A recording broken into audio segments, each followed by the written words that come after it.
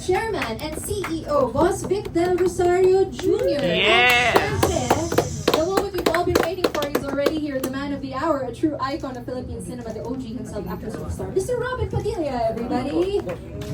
Yes. At Okay, sorry. Dala lang sa ano. Hindi na lang po.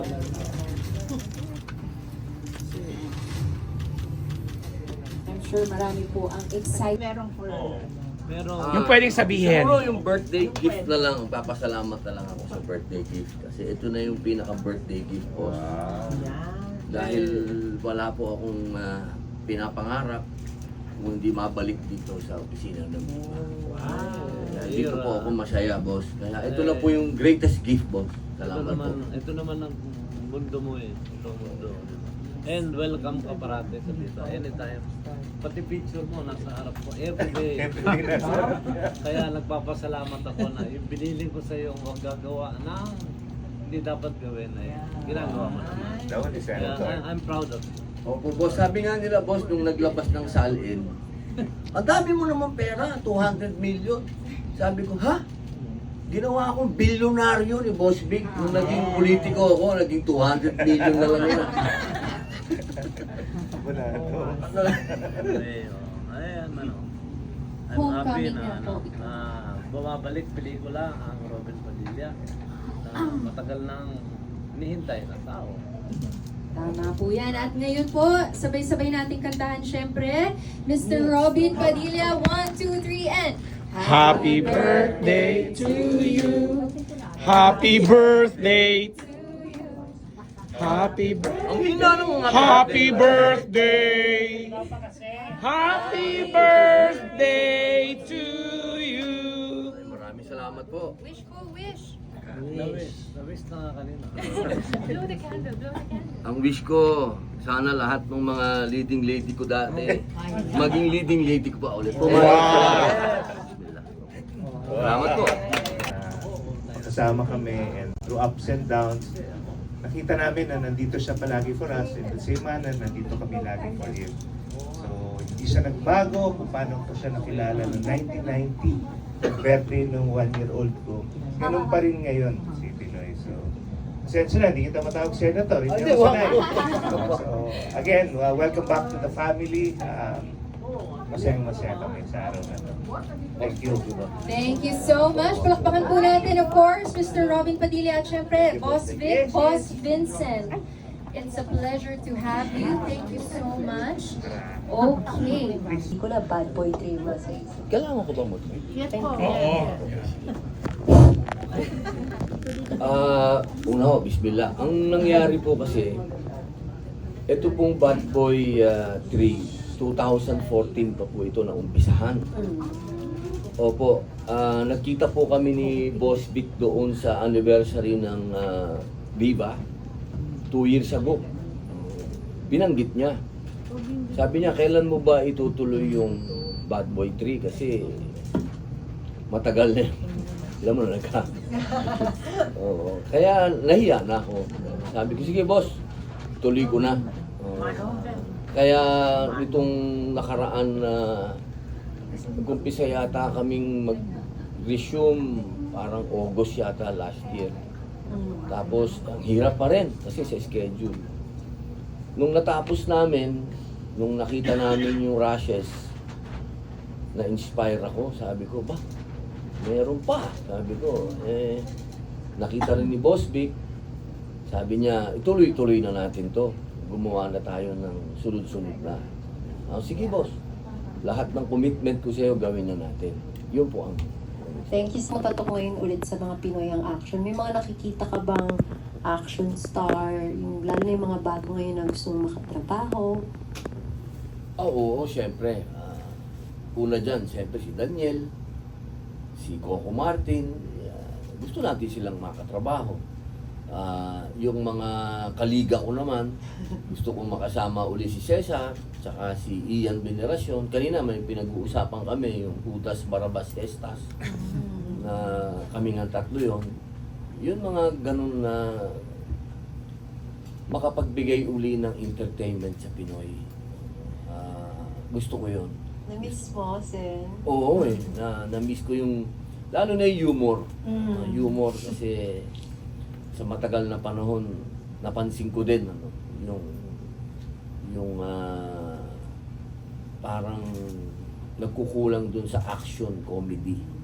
Yung linya namin noon ba, naging masyadong serious na action ngayon.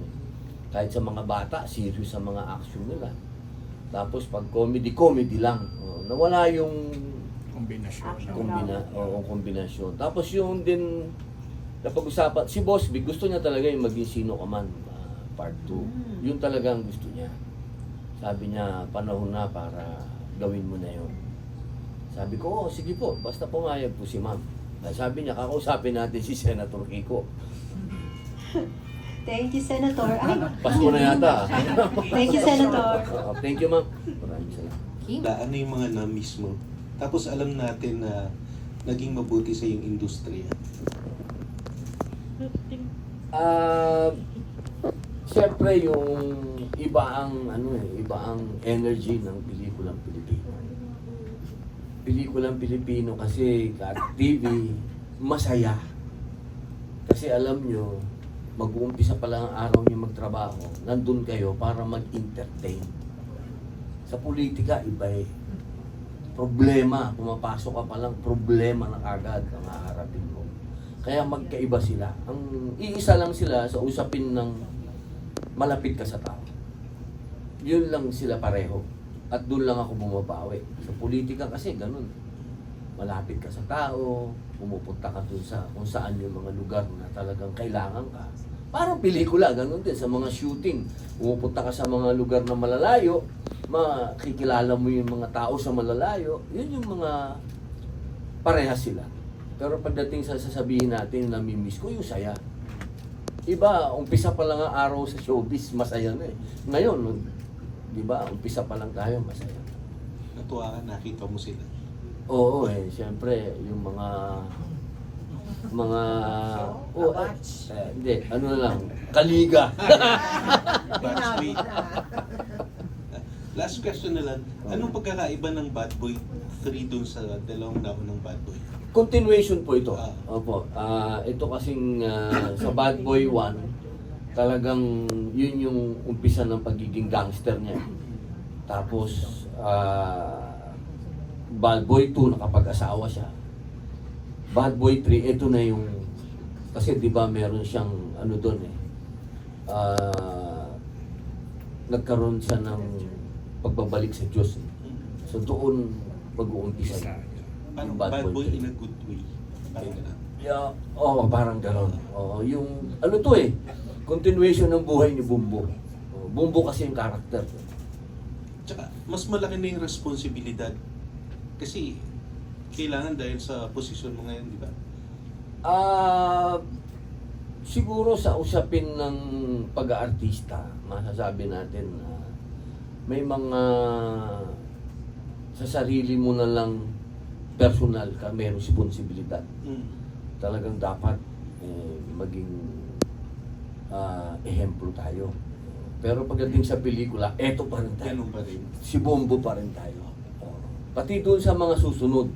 Kasi ngayon, yung talagang gusto ni Boss Vic, yung maging Sino Ka Man. So si Carding Sungkit pa rin yun. Okay, salamat. Apo. Bon.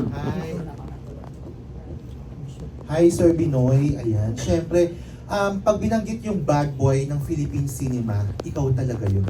Tapos kanina nagpahapyaw ka na parang ayaw mong ibigay yung titulo sa ibang artista.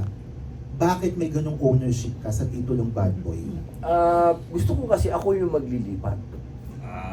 Hindi yung gagawin ng iba, yung gano'n. Kasi nung panahon din, nung nabubuhay pa si Kuya Ace Bergen, may ganun din kaming eksena eh, na nangyari. Hindi nga lang pelikula, totoong buhay.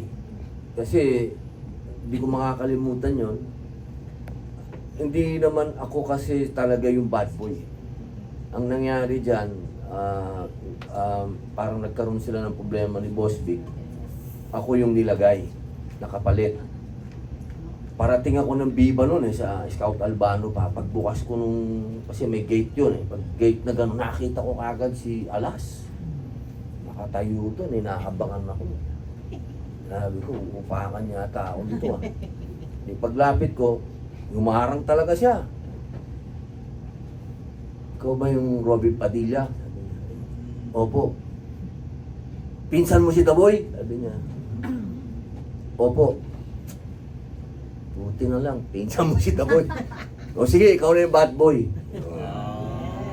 So, ganun din. Gusto ko dumating din yung panahon na kung sino man yung magiging bad boy, may ganun din kaming eksena, ipapasa mo.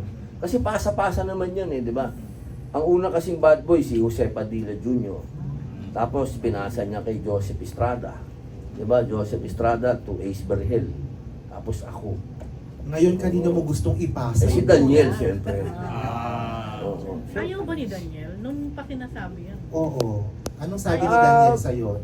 Noong mga panahon na yun, in love pa siya eh. Siguro ngayon, siguro hindi.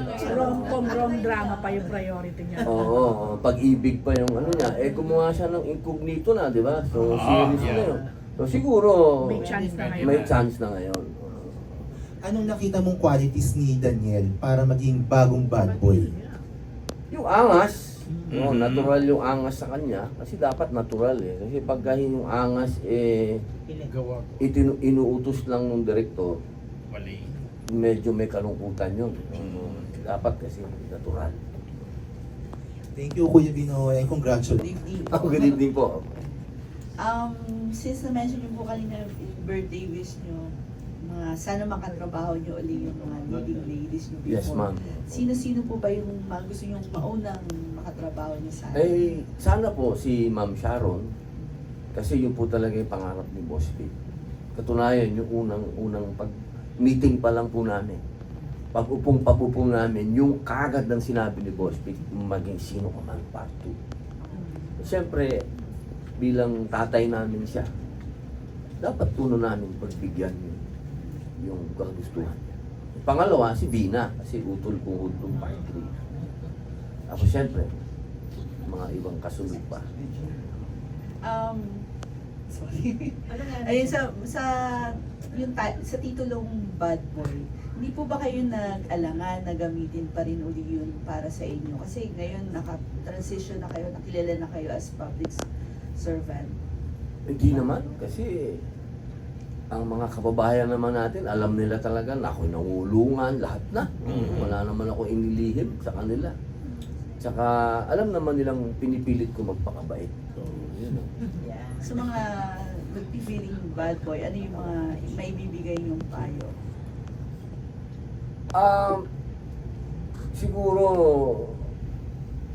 ang number one nating payo doon sa mga iba yung panahon namin eh. Nung panahon namin, kukunti lang kaming OG. Di ba? Kukunti lang kami. Sa panahon ngayon, iba na eh. Na marami nang may medyo iba ng usapan ngayon. Noon talaga magbabag lang kayo.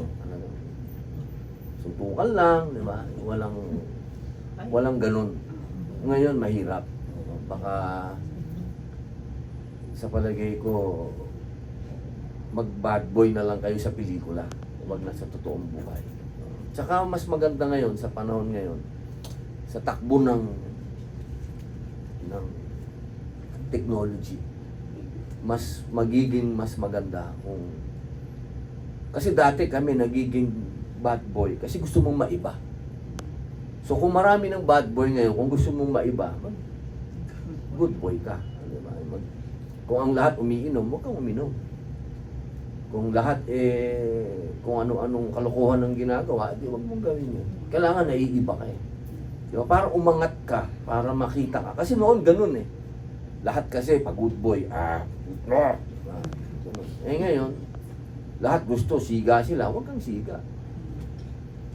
Ay, sorry, pahabol na lang. Since na-mention nyo na, yun nga, before bad boy kayo, no? Ano yung moment na na-realize nyo na, hindi, kailangan mo na magbago? Or... Sa kulungan, ma'am.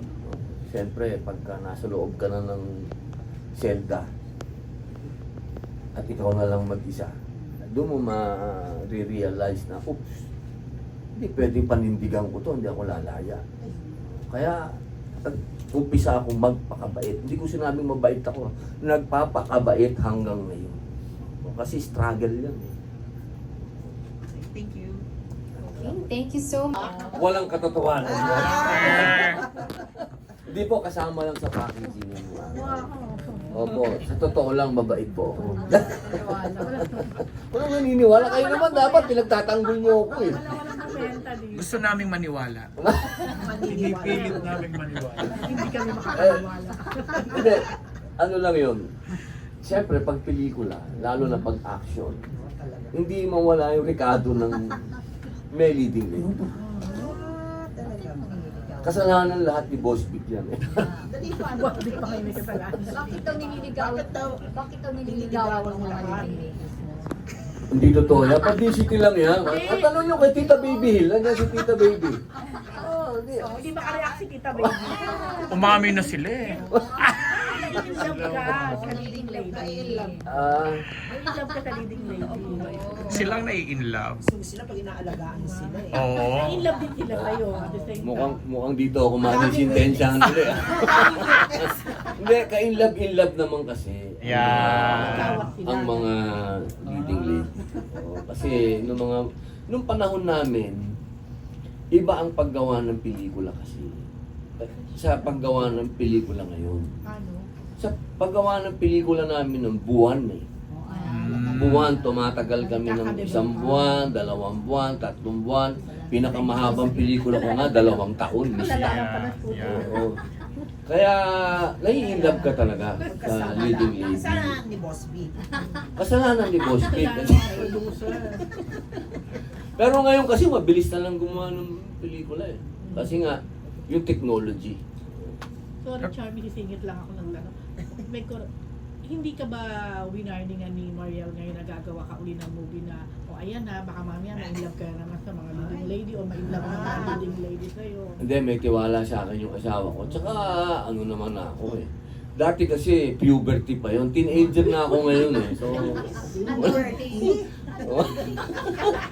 so pag teenager ka na, marami ka ng, napipigil mo na yung sarili mo. Pero wala nang gano'n. Wala siyang na. worry, wala. Wala na siguro. Palagay ko naman. Tsaka nagbago na rin si Boss Vic eh. So, nagbago na. Tatay ko yun eh. Ano na lang yung turning point na parang tumitino yung balik isang clip? Siyempre kay Lizelle, your ex-wife. Paano mo i-describe isa-isa? Martir yun. Sharon Cuneta, Idol. Chris Aquino, Partner. Vina Morales, First love. Oo, talaga? Parang totoo. Hindi, first love First niya love ako. niya. And of course, Mariel. Marami pa in between, My di ba? last love. Oh, taray nila. wow, swerte naman ni Mariel. Doon, the ultimate. Naging kayo ba ni Don? Hindi po. Best friend ko yung best friend. Okay. Oo, ayun ni Richard noon. Okay. Tama ba? Kompleto na ba yung nasabi Di ba ko? dapat si Anton ang mayroon? Meron ba ang na sabi ko na wala doon sa listahan? Mercy? Ha? Oh, Regine. Naging kayo ba ni Regine? Diba? Nakasama niya si Diba Regine. yun, Yeah. diba yun, diba yun. Oo. Naging best friend ko rin yun. Teka, kanina kasi, di ba na Hindi naman kailangan lahat maging karelasyon mo. Kanina kasi na-mention na para kang si Aga Mulak, madaling ma-inlove sa leading lady. Bakit nga ba? Hindi, naintindihan ko rin si Morning. Kasi yung paggawa ng pelikula nung araw, ang haba. Oo. May in love ka talaga. Pag May laging problema kasama. ka pag di ka na in love. Kalokohan. Araw-araw mong nakikita. Araw-araw mong nakakausap. Paano ka naman hindi may in love doon? Ngayon, hindi na pwede mangyari yun. Sandali lang gumawa ng pelikula ngayon sa bilis ng technology. Noon, kasabay mong kakain. Kasabay mong lahat na. Kapag ka nasa location pa kayo, kwarto lang ang pagitan. Paano naman, di ba? Given the chance na mamili ka ng bagong leading lady sa panahon ngayon ha, hindi yung before, Yung mga bagong artista. mga bagong artista, Sino ang nasa mind mo? Hindi ko pa naisip. Gusto ko talaga yung mga... Yung OG, dati. mga original. Totoo po. Ah. Lahat ng nasa isip namin na plot ni Boss Vic, talagang sa edad na namin eh. Yung gusto namin, yung humor ng edad namin. Hindi, wala akong wala eh. Talagang wala akong maisip na yung mga batang artista ngayon. Tatay ako siguro, pwede. Alangan na, alangan. Maalangan ako. Oo. Hindi Kung kasi- tatay, pwede akong tatay. Oh, pwede tayong gumawa ng ang tatay kong hoodlum. Pwede. Pwede yun, boss. Oo nga, no? Pwede yun. Magandang Oo, title. Tatay oo kong nga. hoodlum. Oo, Oo. pwede yun.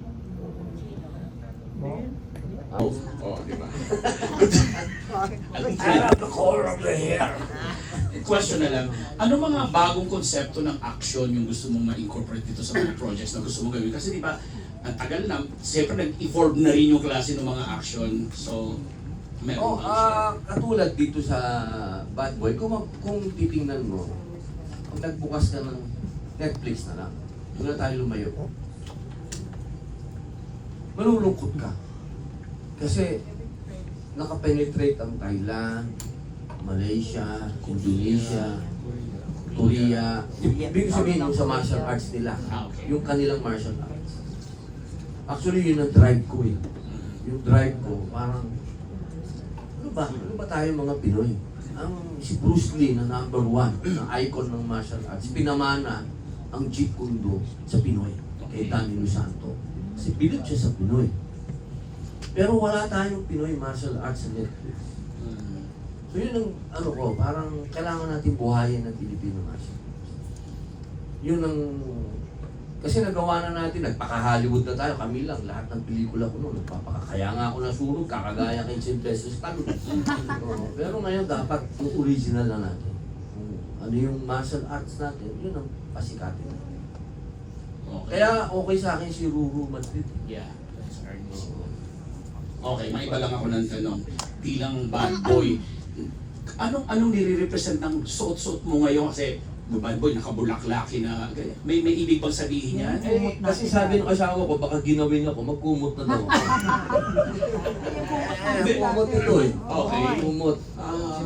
Gusto natin ipakita sa ating mga kababayan na hindi natin kailangan magsuot ng mamahalin. Lalo sa panahon ngayon, nagkakabaon-baon tayo sa utang. Kung ano yung may kumot ka dyan, di ko pabawag damit. Ito lang. Tapos ito naman po sa Palestine po. Nakikiisa po tayo sa pinaglalaban at pinagdadaanan ng mga Palestina. Okay, thank you. Good luck ha. Alam mo na. Salamat. Okay. Kailangan kasama yan. 12 years old. Wow! Panig-panawag yan. Kulit-kulit yan ng bata yan. Pero, okay.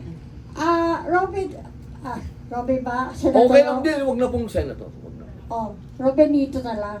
Robinito, para bagets na bagets.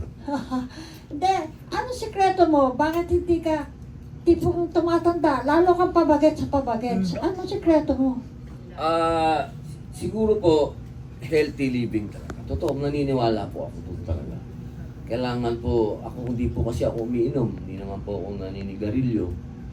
Ako po'y, ang akin pong yoga ay dire-diretso. Vegetarian. At ako po'y nagfa-fasting. Nagpa-48 hours po ako. Hindi ko lang magawa yung 76 hanggang 100 hours kasi pag pumasok na sa opisina, hindi mo na magagawa. Kaya nagagawa ko lang po yun, Saturday, Sunday. Pagdating ng Monday, hindi ka na makapag-fasting kasi ang dami ng problema. So kasama rin dun sa pagiging bagets mo, ang mga mahal mo sa buhay. Siyempre po. Siyempre si Mariel, yun ang ating Yun ang kumbaga, yung energy niya. Yan. Iba yung energy ng taong yun eh. Magmula umaga hanggang gabi, nagsasalita yun. Talagang marirejuvenate. Boss din. Anyway, yung partnership nyo with Boss Vic, ano yan? Do you have yung kumbaga financial Wala po. collaboration ganun? Siguro po yung talent fee. Yung talent fee, yun na yung RCP. Okay. Opo. Yun na po yun. Yun po yung partnership namin. Kasi sa ngayon, ang gusto namin ni Boss Vic kasi, maumpisahan uli yung action ko. Kasi mahal. Okay. Kapag ka naningil pa ako ng talent fee, mahal masyado. Mahal masyado yung pelikula. So parang yun na yung sosyo ko. Tapos yung schedules mo sa Senate, tapos yung sa pag-aartista, how do you manage that? Eksakto po namin sa oras ng break. Kasi may break naman. Patulad po ngayon, may Christmas break. So pwede kami sumingit. So ibig sabihin ngayon, tinatapos na nyo yung pelikula? Tapos na po yung Bad Boy. Oh, okay. Nasa post na lang po yun. Kasi ang gusto po ng Viva, yung aming CGI, hindi dito gagawin. So babantayan ko po yun itong December siguro. Sa ibang bansa? Sa ibang bansa. Ayaw po ni Boss Vic ng yung CGI namin hindi pang Hollywood. Oh, okay. Particularly saan? Sa Thailand po. Oh, nice. Dalawa naman po pinagpipilian ngayon Thailand o India. Yun po yung mahuhusay. Mumbai. Opo, sa Mumbai. Tapos sabi mo kanina, ayaw mo nang mag-direct dahil medyo Hindi na po kaya. Hindi na. Gusto, Sa schedule ba yan? Ay, grabe po ang pagka. Kasi ikaw nagpe-prepare ng lahat Mahirap po, mahirap. Hindi natin kaya yun. Tsaka may tiwala naman po ako kay Direk Enzo. Si Direk Enzo kasi, pantingin ko sa kanya, para si Direk Eddie Rodriguez. Kasi nung panahon namin ni Direk Eddie, ang maganda kay Direk Eddie nun, sasabihin lang niya sa akin kung ano yung gusto niya. Ako gagawa ng eksena. So, aayusin lang ni Direk. Ganon din kami ni Enzo, kaya ang flashback ko sa kanya, parang si Direk Eddie Rodriguez. Tsaka sanay na kayo sa isa't isa, di ba? Opo. Tagal na kayong magkasama sa pelikula. Last question lang. Si Mariel ba, siya talaga yung nangingialam sa financial?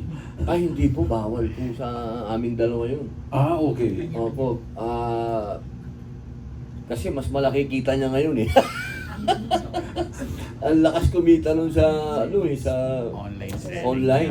Oo, so sa aming dalawa, wala pong pakialamanan pagdating sa What is yours is yours. Opo. What is her is hers. What is hers is hers. Okay. What is mine is hers. Hindi po. Sa usapin lang po siyempre yung suporta sa bata, suporta sa pagkain, eskwela. Sa bahay. Pero maliban po doon, kanya po lahat. Kasi maraming bilib sa inyo dahil tagal nyo na. Tsaka Robin Padilla, kumaga yung image mo, playboy, pero kay Mariel, nagtagal ka. Matapang nun. Okay, hindi mo kaya. Hindi. Iba yung generation nila Ayun na. Okay. So napagbago ka talaga. Sila confrontational. Hindi sila martyr type. Medyo maubusan ka. English pa magsalita si Mariel medyo... So tiklop na. Medyo ka na lang, okay! Okay. Alis na lang ako. Okay, maraming salamat. Opo. At nakita ka namin ulit. Opo. Criticism, diba? Tatanggapin mo yan. Huwag lang tungkol sa pamilya ko. Tungkol sa trabaho ko, okay yun. Tungkol sa mga nangyayari sa gobyerno, okay yun. Pero siyempre, pagka-asawa mo na yung tinitira, o yung anak mo na yung tinitira, masakit yun. Kasi wala naman silang kinala. And ano naman po yung usually ginagawa ninyo pag wala kayo sa trabaho? Ay, kasama ko yung mga anak ko, kasama ko yung asawa ko. Kasi yun lang ang oras na pwede kong ibigay sa kanila. Tulad nung kagagaling namin sa Zamboanga, sa Basilan. Yun, umiikot kami.